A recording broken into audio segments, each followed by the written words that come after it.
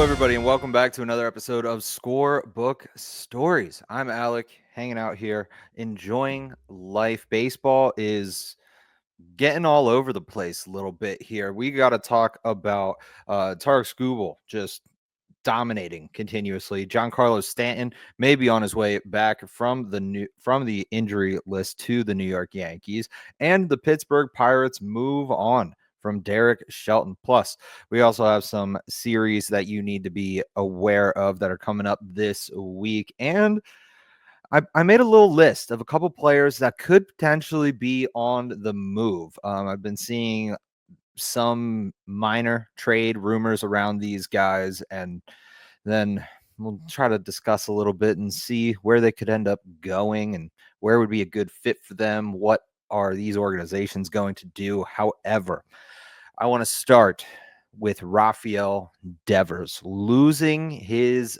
patience with the Boston Red Sox. The Red Sox lost Tristan Casas to an injury, and now they need a first baseman. Naturally, you would ask a third baseman. That's typically the move that you would do. Rafael Devers was asked, and he basically just told the organization to get lost. Like, I'm not doing it. I wanted to play third base, and you told me to put the glove away. I'm not going to first base. He's not doing it. He had a conversation with the GM and Alex Cora. Will Devers end up going to first? I don't know. I have a feeling he's going to go there for a little bit, and he's not going to like it. He's probably going to struggle a little bit while he's over there. And then eventually the Red Sox are going to get a little upset and irritated, and then they're going to have to go get a first baseman, that is, and move Devers back to DH. I don't know if Alex Bregman can play first base. I think he can a little bit. But as far as I am aware, like, Devers has never played first base for Boston. I think Bregman may have slid over to first base for a couple games while he was in Houston. But I just did some mild looking through who's some free agents out there, and Anthony Rizzo is available. He's a free agent. I mean, he's not the player he used to be, obviously. If he was, he probably would still be on the field for the New York Yankees. But he's still a free agent. The Red Sox could go out, try to sign Anthony Rizzo, bring him in and just have him play first base for a little bit, see if he'll sign a minor league deal with the Red Sox. And then once Casas gets back, if he comes back from a patella tendon tear, which that is a tough one to come back from, maybe you can just let Rizzo walk away after that. I don't know. I don't know how much of an asset Anthony Rizzo may be to them. I also believe Gavin Sheets could be a pretty solid option for the Red Sox. Again, not a superb player, but he is a guy that can play first base and has played first base in the past. So those are both pretty reliable options for the Red Sox. Should they just want to say, fine, Rafael Devers, whatever you want, you're not going to play first, we'll go figure it out. But overall, I think Devers wants to win ball games and win a World Series. So I think at the end of the day, as annoyed and as mad as this is going to make him, he's going to do what he needs to do to help the Red Sox win ball games. Like, I think bottom line, that's just the kind of player he is. And from what Trevor Story has said, that's kind of how their locker room is. It's kind of the mindset there. Like, we just need to win ball games. So I'm not sure if Devers is going to head over to first. Maybe, maybe not. Next up, I want to talk about Tarek Skubal, looking primed for his second AL Cy Young already. Skubal is shut down pitching. He is non-stop right now. He is very good, and he shut down the Texas Rangers in a dominating fashion. And he was going to be the storied pitcher of the week, but I'm not going to get too ahead of myself. His final line was 7 innings pitched, 2 hits, 1 earned run, 0 walks, and 12 Ks. The Rangers were not able to get the bats going and lost to the Tigers 2-1. Skubal led the Tigers to their 5th straight home win as well. Honestly, if the team keeps having success at home, this season is going to be very, very good for the Detroit Tigers.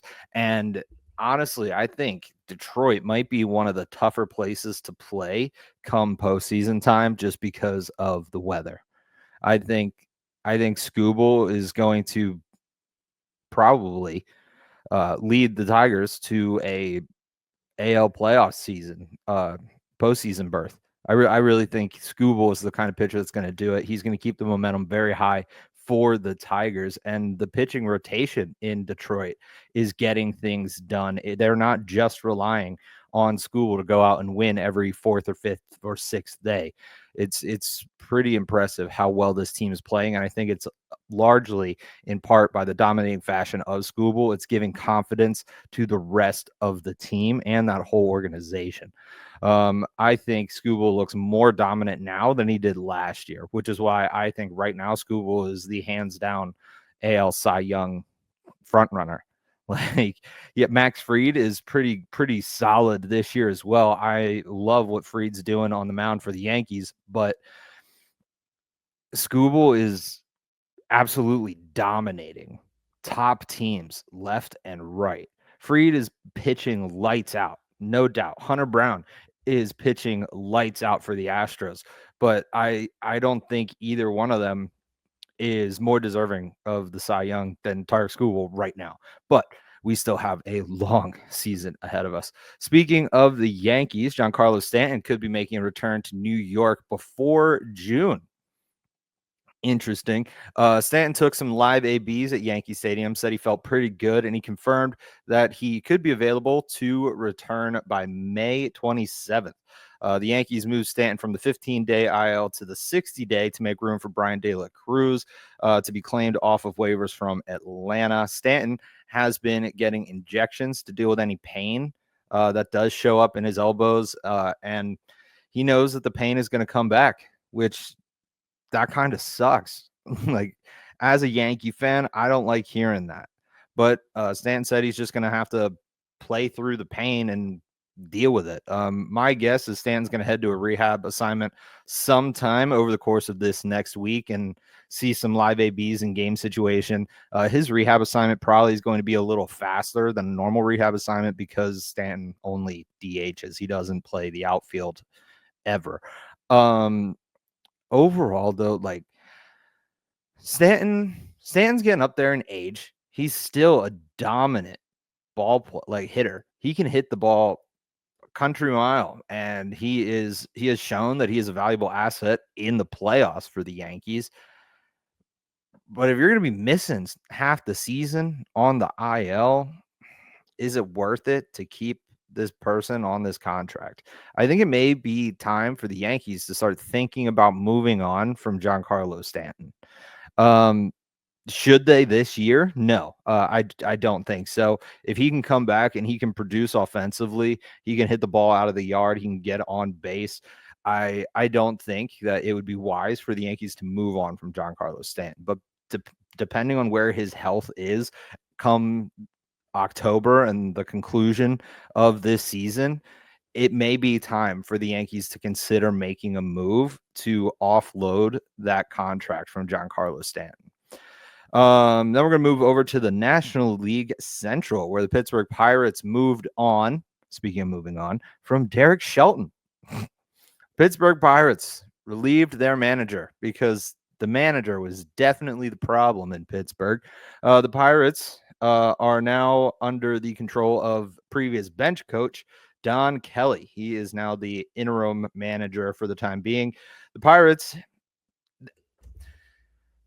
they're a team that really frustrates me. Like, they have historically had unbelievable farm systems. I think the Pirates draft very well, get a lot of really good young prospects through the draft, through some trades. They have a great farm team, great farm system. The Altoona Curve play well. The Indianapolis Indians play well. The Bradenton Marauders play well. Like, they didn't need a new manager. Bottom line is they did not need a new manager. Personally, I think they need a new owner that is going to spend money on established players. That's what the Pirates need to do here. The Pirates are 26th out of 30 in payroll for players, and they put their playoff hopes in the hands of Paul Skeens entirely this year. Yes, Paul Skeens is amazing. He's a dominant pitcher, but you cannot rely on a single player that is only going to play every 5 to 7 days. He is playing once, sometimes twice a week, and he doesn't even hit the ball. You cannot rely on that. You need to put your faith in Paul Skeens, in Mitch Keller, in Bubba Chandler, in O'Neill Cruz, in other areas of the field. You need to go out and get a top tier shortstop. You need to have a top level outfield. You cannot win a World Series with a 26 out of 30 payroll and believing in one specific player that only plays 1 to 2 times a week. Sorry, you can't do it. The owner needs to spend money. If the owner doesn't want to spend money, he needs to sell the team and sell it to somebody who wants to spend money and try to make this Pirates organization great again, because this is one of the most historical franchises in the MLB. And it really bothers me that it has been driven into the ground the way that it has. Like, I'm not even a huge Pirates fan. I just live close to Pittsburgh, and I just love the game of baseball. And seeing a historical franchise like this absolutely flounder is kind of heartbreaking to me, not gonna lie. But bottom line, I feel for Derek Shelton. Hopefully he can get onto a coaching staff somewhere and continue being an amazing coach. But the Pirates did not need a new manager. The manager was not the problem here. The problem is that this organization does not want to spend money, and they leave their prospects in the minor league system way too long. End of rant. Sorry. Sorry.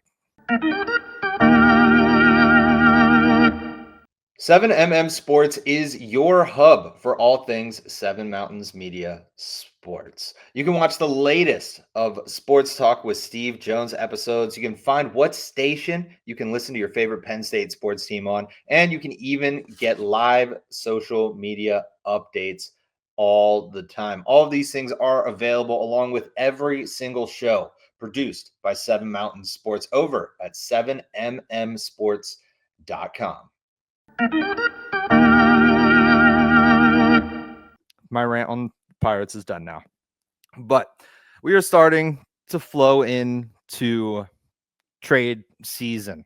We're going to start to see some rumors start to circulate around players that could be on the move to new organizations. And right now, I kind of made this list based off of the current situation at different organizations, like such as the New York Yankees. I'll start with the Yankees one. Giancarlo Stanton's the DH.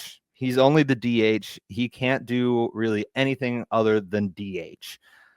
Right now, the DH has been Ben Rice, and Ben Rice is crushing the ball.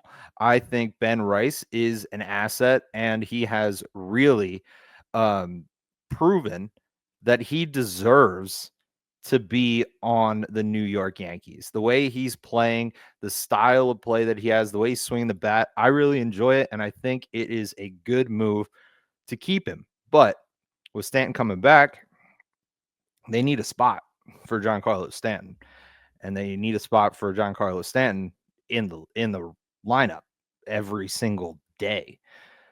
The problem falls into where is Ben Rice going to go? Because Goldschmidt is crushing the ball. He's hitting very, very well, and he's very solid defensively. So do we send Ben Rice to the minors? I wouldn't. I think that would be a horrible decision. One, do you trade him? I don't know. I don't know if trading Ben Rice would be a good option for the Yankees. And if they do trade him, you may not get a whole lot back for Ben Rice. Honestly, he's playing very, very well right now. But the only team that I can think of that needs a first baseman is Boston. And the Yankees are not going to trade Ben Rice to Boston. That's not going to happen. They could trade him to Colorado for prospects. They could trade him somewhere else. But my opinion on what they should do is probably keep Ben Rice and trade away JC Escara, or put JC Escara down to AAA. That would probably be the better option for them, because Ben Rice can catch. He is also a catcher first baseman. He's not a bad catcher. It's going to put a little more workload, I think, on Austin Wells, because you won't be able to go to Ben Rice all that much. And then that also keeps him on the roster as in that DH role. So that way they can bounce back and forth between Ben Rice and Giancarlo Stanton, as to not overwork Stanton if his elbows are still going to be a problem once he comes back off the injured list. Next, I have Sonny Gray and Nolan Arenado from the Cardinals. There has been a lot of trade talks around these two guys recently, and they are two guys that I think could show up in New York. The Yankees need a third baseman, and Nolan Arenado, I think, would be a good fit for the Yankees. Right now, he's a very, very good third baseman, and he hits the ball very, very well. The Yankees also need starting pitching that is established and is going to be dominant and compete and play at the same level as Max Fried, which that would be Sonny Gray. But to get both of these guys in New York, they'd have to give up so much that they don't have. I think that is why you won't see either of them in New York from from St. Louis. Other teams that I think could show up for them, Nolan Arenado could go to Philadelphia. I could see that happening as well. I don't see a world where Nolan ends up back in Colorado. Sonny Gray, I think Sonny Gray would also be a good fit back with the A's. I think having him pitch with the A's again would give that team a little bit of a bump and the boost they need pitching wise to continue their hunt for playoffs. Like, the A's really are turning things around and they look pretty good. And if they want to make a playoff run, I think a move for a pitcher like Sonny Gray is really going to put them in a good spot to do that. Speaking of Nolan Arenado to Philadelphia, I want to mention Alec Bohm. I think Alec Bohm is another guy that is not producing right now in Philadelphia that a lot of people expected him to produce, and he's not. So, because Alec Bohm can play first base well, I'm tying him in with the next man on this list, in Rafael Devers. I think it would be a mutually beneficial move for the Red Sox to send Devers to Philadelphia for Alec Bohm and some prospects. And then it builds up the Red Sox farm system a little bit. Probably won't be a whole lot of prospects or some big name prospects, but Devers will go to Philadelphia, where he can play third base again, where he wants to be. And Alec Bohm can go to Boston and play first base, where he has already shown, while Bryce Harper has been hurt, that he is a reliable first baseman and can play first base very well. I also think that a change of scenery might end up getting Alec Bohm's bat going again. He's struggled in the past a little bit, and the Phillies the Phillies hitting coaches have been able to snap him out of it a little bit. But I think that Alec Bohm just kind of is at a point in his career where just changing cities, a new jersey, a new clubhouse, that kind of switch could bring him back to life and rejuvenate his play style and his ball playing ability. I know a lot of people who probably don't want Alec Bohm out of Philadelphia, even though he is struggling. But I think that right now is something that could definitely benefit Alec Bohm. So that is a trade conversation that I have heard several times. Next is Luis Robert Jr. I've seen him going from all over the country. Houston, I've seen him going to Miami. I've seen him going to Atlanta. I've seen him going to Philadelphia. I've seen him going to New York. I've seen him going to Baltimore. I've seen him going to Colorado, which I don't know why you would do that. I've seen Luis Robert Jr. going literally everywhere. I have a really good feeling he is realistically going to be one of the guys on this list traded by the trade deadline in a couple months here. But where, I have seen no real traction as to where he could end up going. I would like to see Luis Robert Jr. somewhere in the National League. I just think some of those National League ballparks are a little more hitter friendly than some of the American League ballparks. Obviously, there are a lot of exceptions around the league, but I think Luis Robert Jr. would be a good fit, probably somewhere in the NL Central or the NL East. One of those teams I think it'd be great on. Maybe Cincinnati could see him as a Red. That wouldn't be an awful thing. I wouldn't mind that. Maybe the Brewers. Maybe the Brewers might be a good spot for Luis Robert Jr. I don't know. And finally, I want to talk about Jose Altuve. I have seen zero trade rumors of Jose Altuve leaving Houston, but if Houston is not going to play him at second base, I think they need to move on. I'm not going to lie. I have not been a huge fan of Altuve in left or right field this season. His outfield ability, it it's not really there. Um, his hitting ability is still there. He's still hitting the ball relatively well. But he's a second baseman. Jose Altuve is a second baseman. There's no ifs, ands, or buts about it. And I think that the Astros need to go out and find a team that needs a second baseman and dish Jose Altuve for a haul of prospects that they can sit on, and maybe a mid-level outfielder to take his place or call somebody up. Like that's really what I'm thinking right now for Jose Altuve and the Houston Astros. It's weird, and I think it may just be time for them to part ways with Jose Altuve. Some upcoming series to watch. I have 3 that I'm going to be glued to the television for. I have Detroit versus Boston. I think that is going to be an unbelievable series. 2 teams that are winning games at a very similar pace. 2 high-level teams, both playoff hopefuls. I think that series is going to be a lot of fun to watch.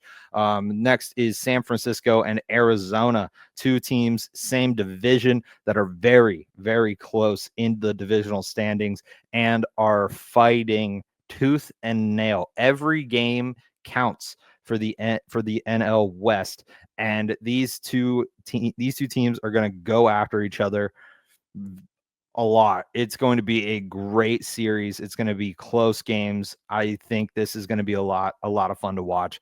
But I think the most eyeballs will be glued to the screen for the Subway Series that is coming up this week. It's going to be May 16th to the 19th. The New York Yankees taking on the New York Mets. Juan Soto playing against the New York Yankees. The Yankees are hot. The Mets are hot. Both of them are in first place in their divisions.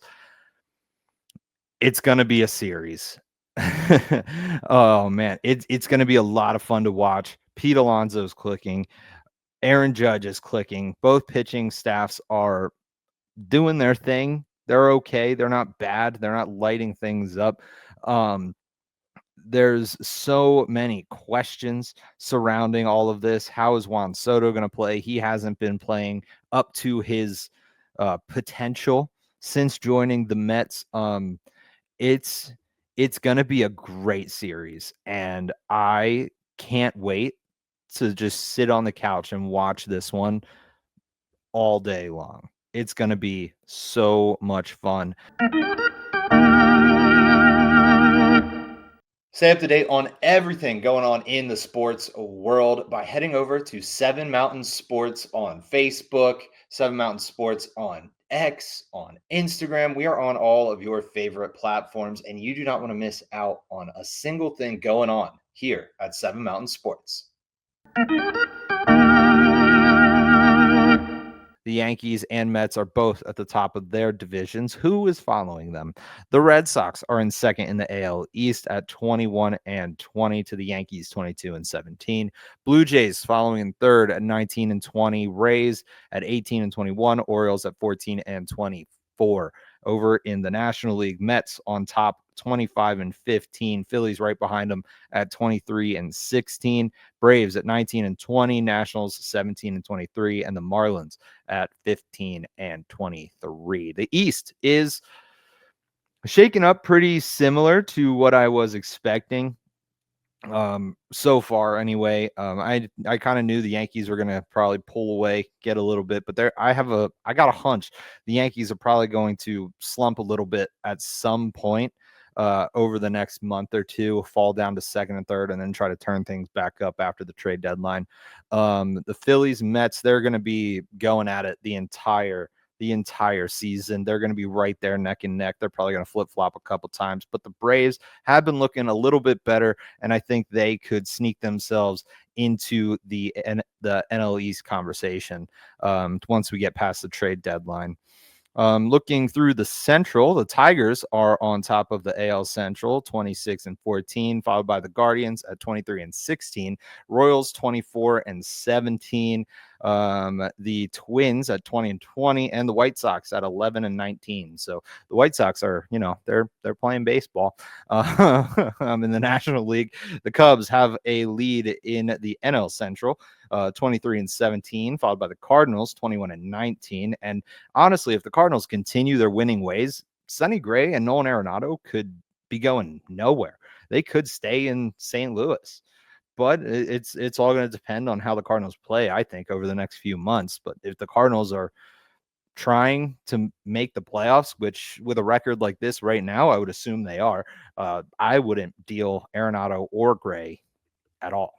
Following the Cardinals, though, is the Reds at 20-21. The Brewers are in fourth, 19-21. They've been on a bit of a slide. And the Pirates at 13-27. They are not looking good at all. Looking in the West, the AL West still continues to bounce all over the place. The Mariners are on top, 22-16. The Athletics at 21-19. Astros are 19-19. The Rangers and the Angels rounding things out. Rangers are 19-21, and the Angels are 16-22. These stats and these standings are as of Saturday, May 10th. Little reminder for everybody. The National League West, the Padres are at 25-13, Dodgers 26-14, the Giants at 24-16, and the Diamondbacks at 21-19.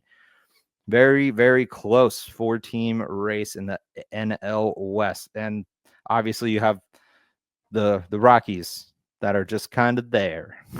They've won 6 games right now. I saw something on social media today. The Rockies are on pace for a 25-win season.